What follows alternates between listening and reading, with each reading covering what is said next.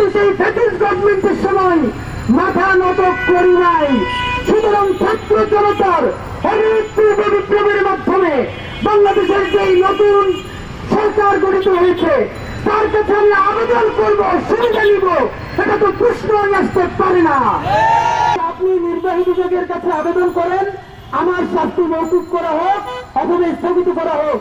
মাহমুদুর রহমান বলেছেন, আমি যদি কোন সরকারের কাছে 1 সেকেন্ডের জন্য কোন অন্যায় সুবিধা নিতাম তাহলে এই ফ্যাসিস্ট সরকার আমার জীবন, আমার পরিবার, আমার প্রতিষ্ঠানকে বিপন্ন করে দিত না। আমি যেহেতু সেই ফ্যাসিস্ট গভর্নমেন্টের সময় মাথা নত করি নাই, সুতরাং ছাত্র জনতার হরিত পূর্ব বিপ্লবের মাধ্যমে বাংলাদেশের যেই নতুন সরকার গঠিত হয়েছে তার কাছে আমি আবেদন করবো, সুবিধা নিব, এটা তো প্রশ্নই আসতে পারে না। এই স্বাধীন শিল্পীর নাম মাহমুদুর রহমান। এরপর থেকে করতে হলো তাহলে আপনি কাজ করুন। আপনি তো অসুস্থ, আপনি আদালতে বলুন আমার বয়স হয়েছে, আমি অসুস্থ, আমাকে হসপিটালে রাখার ব্যবস্থা করা হোক। মাহমুদুর রহমান বললেন, আমি এখন 70 ঊর্ধ্ব একজন সিনিয়র সিটিজেন, আমার মা প্রচন্ড অসুস্থতা নিয়ে হসপিটালে আছে এবং তাকে দেখার জন্যই আমি মুহূর্তের মধ্যে বাংলাদেশে এসেছি।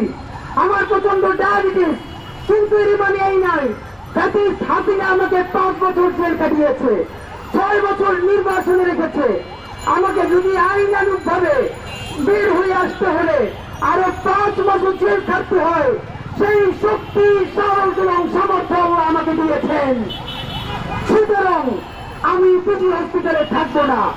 এই দুটি অপরাধ উনি প্রত্যাখ্যান করেছেন। উনি আবেদন করেছিলেন জামিনের এই শর্তে, বলেছেন যে আমাদেরকে উচ্চতর আদালতে আবেদনের সুযোগ দেওয়া হবে। সঙ্গত কারণেই আইনের এই পর্যায়টা নাই। আপনারা জানেন সুপ্রিম কোর্টের একজন আইনজীবী এখানে উপস্থিত আছেন, লিগ্যাল ব্যাপারটা তিনি বলবেন। এই মানববন্ধনের সর্বশেষে ইনকিলাব মঞ্চের পক্ষ থেকে আমরা আমাদের কর্মসূচি ঘোষণা করব।